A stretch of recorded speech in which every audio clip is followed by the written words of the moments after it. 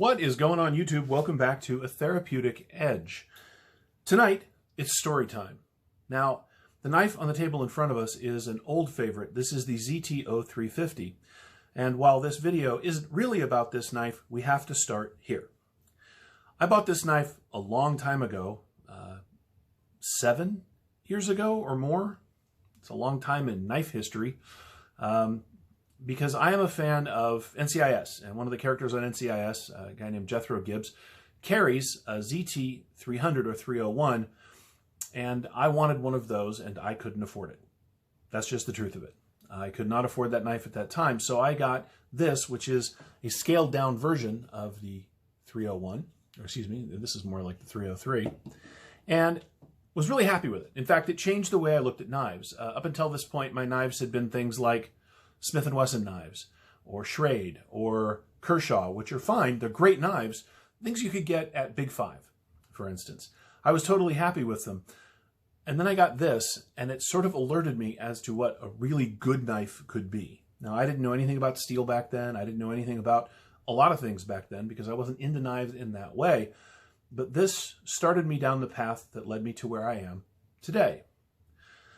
Now, after I had this, and when I got into knives more seriously, my tastes, time and tide sort of changed. I ended up getting into sort of high-end titanium and super steels, M390, CV20, or 20CV, stuff like that. But I never left this behind. I wouldn't sell this. I do. I love this knife. So recently I sold one of my high-end knives. In fact, I sold my Evo Typhoon. It just wasn't the knife for me. And as I was pondering what to get next, I was looking at things like VDK, ADV, Todd Begg, all excellent knives, all really expensive. I happened to be carrying this on one of those sort of shopping expeditions across the internet, and I took it out to do something with it, and I had this odd moment where I realized that, you know what, maybe I can get the knife I always wanted. So I started hunting around on the internet for a ZT0303. Now, they're out of production. They are discontinued. But lo and behold, over on Kershaw Guy, I found one, a new one, and I am a really, really happy guy. This is everything I thought it would be. I've handled them before, other people's, but they've always been well used. This is a hard-use knife, and people tend to do just that. So I've never really seen one brand new out of the box before, and I am stoked. It is everything I love about my ZT0350. In fact, I even put on VZ Grips aftermarket scales to give it more of that 303 appearance. This is a great knife. I will not be getting rid of this, but now I have this. So what is this? Well,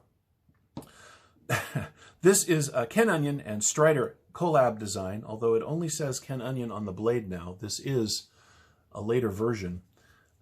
This is S30V steel. It is a lot of it. Let's see what we're talking about here. We are talking about 3 3/4, just about, of cutting edge, 4 inches of S30V steel. It is about 3 millimeters thick. It is fantastic. The blade itself is 1.5 inches in height. It is a lot of knife. It is G10 on the show side. It is titanium with a hardened steel insert that acts as the over travel stop. And in fact, that's how you can tell the later generations from the originals. The originals had a over travel stop that was it was a little plate right here. They have since moved away from that, and perhaps that's why this doesn't have the Strider Designs name on it anymore, because I think that was probably his input. This is a great knife. Beyond thrilled with this thing. It is running on washers. It is assisted, much like its 0350 smaller brother, and I'm okay with that, particularly in this build. This is the way they wanted it to be.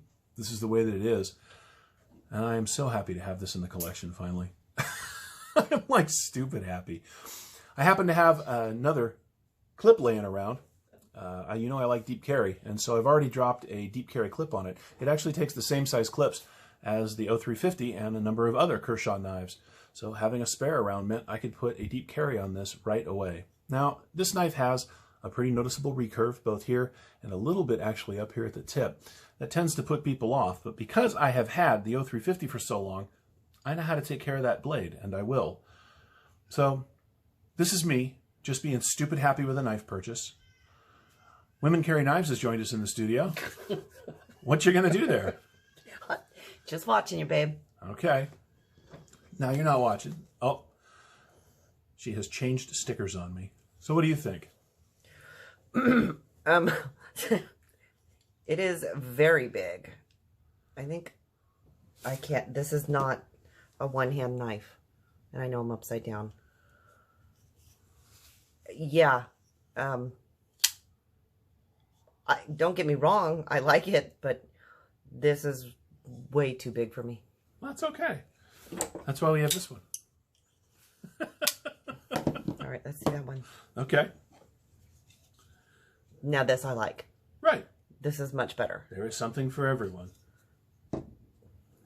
So this is me closing the circle on knife collecting in a particular way.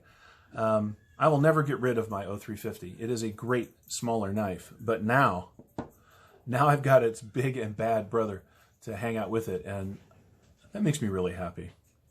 So what about you? What knives got you started? Are there any knives left on your sort of grail hunt list? What would you get today if you could go back to when you started and get that knife, whatever was on your mind at that time? I'd love to hear about it in the comments. Thank you so much for watching tonight. If you have any questions about this knife, or any of my knives, feel free to ask in that comment section. I hope you liked the video.